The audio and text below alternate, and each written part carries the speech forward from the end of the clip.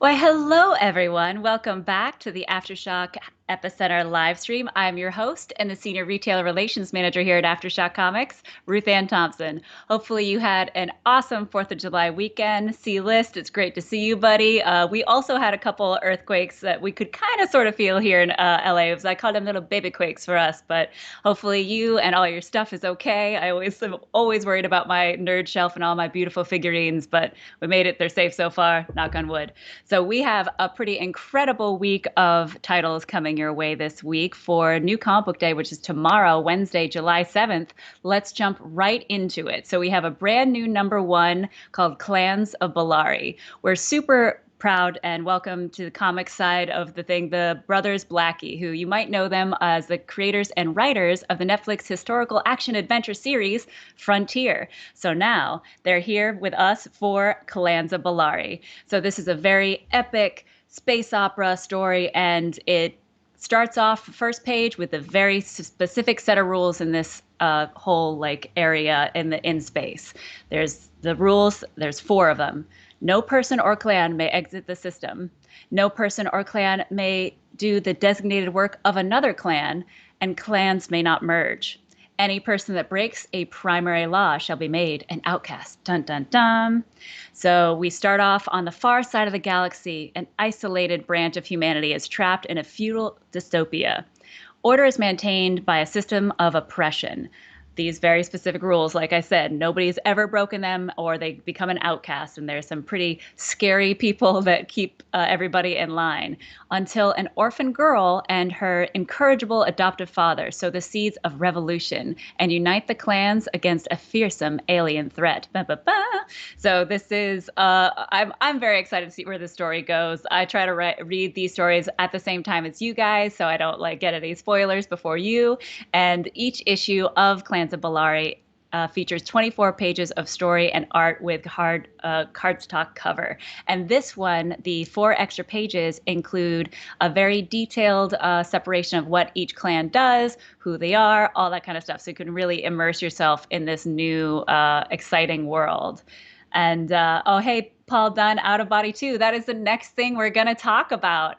So let's get right into it. Out of Body #2. This continues the story from Peter Milligan of this very incredible kind of version of a film noir whodunit, but it's the person who actually was almost murdered who's trying to solve all these mysteries while astral projecting and figuring things out and also being chased by a demon. And the artist is none other than Inaki Miranda, who you know him from We Live. And just the cover art and the inside art is just so wonderful. And it really is this great depiction of when they're in real world versus the astral plane. So the occult mystery just keeps getting weirder as Dan's experience is little to near death than he'd like, until he's saved by the psychic called Abby from both the point of no return and a maniac in a deep sea diver's suit. So it's again, we get lost in the plane, and he's just trying to figure himself out and how to kind of navigate the plane. So luckily Abby's there to kind of teach him the rules, how to do stuff, how long is too long to stay in a certain body, how long is too long to stay in astral plane. It's like all these very specific rules. And this, as I said, the psychic shows how to actually enter living people and look at their thoughts and memories, which Dan hopes will help him to discover who wanted him dead, what happened that fateful night where he was beaten nearly to death. But before that, he has to deal with an over-affectionate nurse and some shocking news that changes everything. So I'm very excited for everybody to continue with this storyline. And I absolutely agree, Paul Dunn, need more Miranda. Everything Miranda. Let's keep it going. And C-List, and I also love this cover. Each of these covers has been so like really cool and psychedelic and just really brings you into this story. So super stoked that you guys are enjoying this as well. And for another brand new title that's coming out for tomorrow's New Comic Book Day on July 7th is Baby Teeth 19. This continues Donny Cates' incredible story that was actually my first title that I ever read from AfterShock with artist Gary Brown. And this is facing this issue, as the cover shows, which is just so heartbreaking, is focusing on the older sister Heather, who has been my favorite character throughout this whole series. She's just incredibly selfless and badass. And the fact that she just jumped into hell to take care of all the family that Sadie had left in literal hellscape for however many decades she was stuck there, and still just does everything in her power to keep Sadie safe. And that's all that Sadie has left is family. So what happens when Heather heads out on her own into the apocalypse to get revenge? So time is running out for the Ritter clan, and we're nearing the absolute end of this whole entire saga. And I can't wait to see what happens. How they save the world? We only have one issue left. What's going to happen? I don't know. You're going to have to pick up this title to find out. C-list man, so underrated, absolutely. And Paul, I agree, excellent colors all the way around. It's so much fun. And Chuck, enjoying everything I have read from AfterShock. I am so glad this year especially we've been coming out with incredible titles. So I'm so glad that you guys have been in it. And Paul Dunn, I do like your jab of the F9 series that Vin Diesel approves. Yes, I think Vin Diesel would very much approve of this title where it's focused so much on family. Nothing but family all around. I mean, it's gone a little bit farther than stealing DVD and VHS combos, but here we are. They ended up in space. Anyways, go see the movie. It's ridiculous. Next up for what is coming out tomorrow in shops for July 7th is Miskatonic Volume 1, the complete series trade paperback. And this is from writer Mark Sable and artist Giorgio Pentirelli. And the tagline for this is "The road to hell has to start somewhere." And this is just a great genre mashup. So if you're looking through like kind of Cthulhu mythos and noir fiction, this is definitely the spot to go. So Miskatonic Valley holds many mysteries. Cultists worshiping old gods, a doctor dead set on resurrecting the recently deceased, a house overrun by rats in the walls, but none more recent than the series of bombings that target the valley's elite. These horrors reach a breaking point when the brilliant, hard-nosed investigator Miranda Keller is sent to stop the bombings. To J. Edgar Hoover, there can be no other explanation than those responsible for similar actions during the Red Scare of the 1920s. But when Miranda goes to dig deep, she uncovers an unimaginable occult conspiracy that may cost Miranda her job, her life, and maybe even her sanity. A mix of historical crime fiction and Lovecraftian horror that dives deep into the American nightmare. This volume features issues 1 through 5. So again, I know it's very sad, Lovecraft Country is not coming back for a second season. So if you need to get your Lovecraftian on, this is definitely a wonderful way to do it in this very like noir historical style. So most definitely check this out in stores tomorrow on July 7th.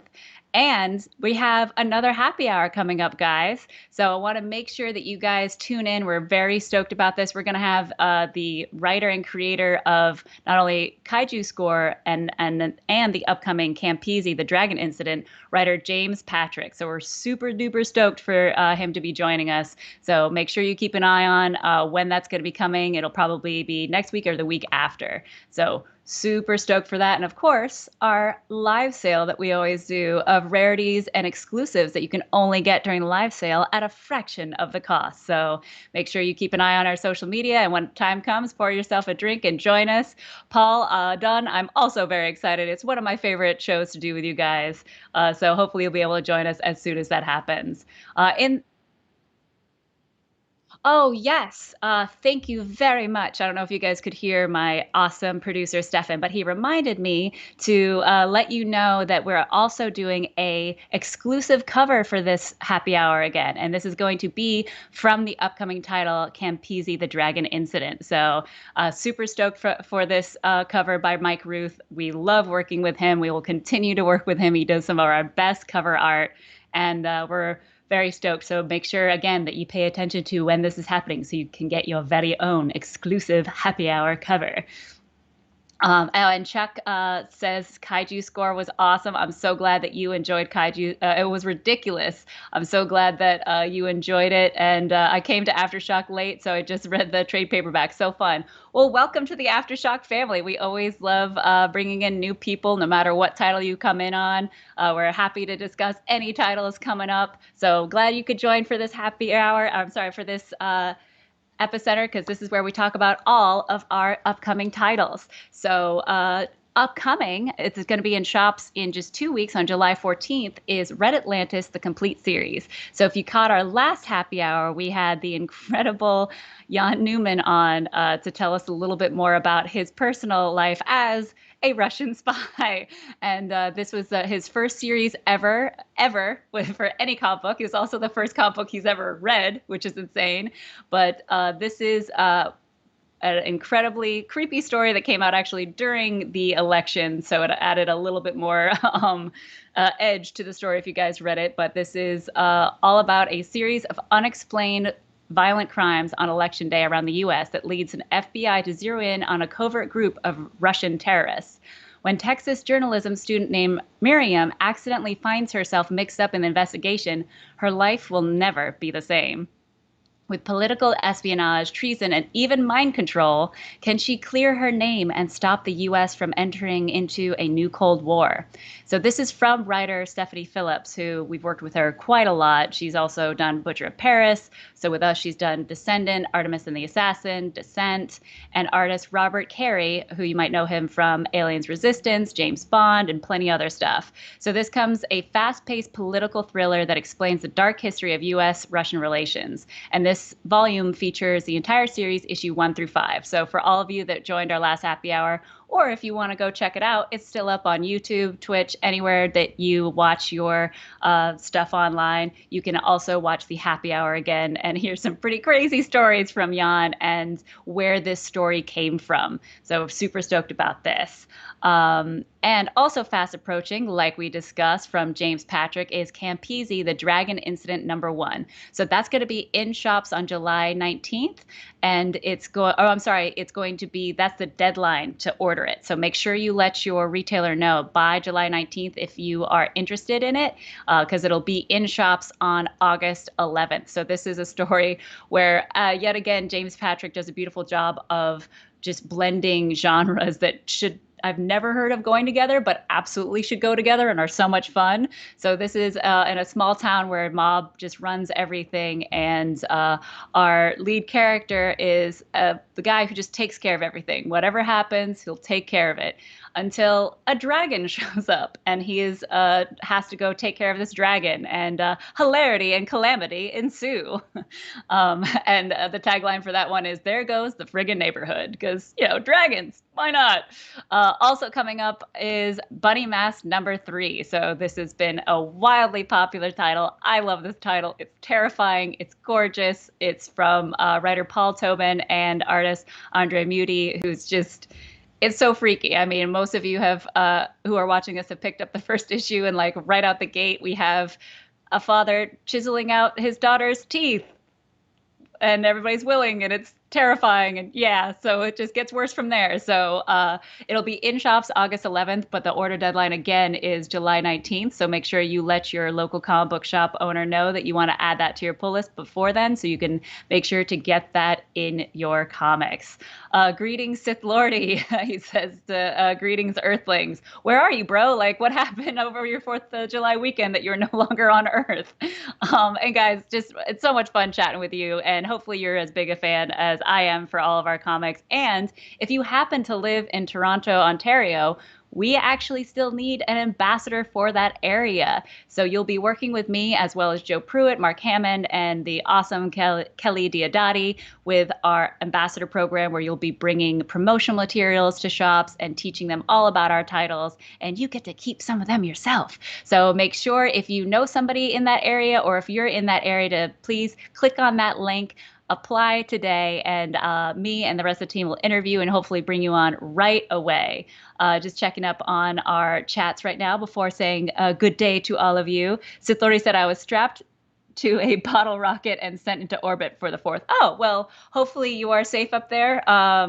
If you haven't seen F9, I feel like that has a very specific reference to the end of that movie. So hopefully you make it back safe, just as ridiculously that the characters in that movie did. But guys, thank you so much. Hopefully you had a very safe and fun 4th of July. Stay safe out there. Wash your hands, wear your mask, keep your distance, and only read dangerously. We'll see you all next week. Take care.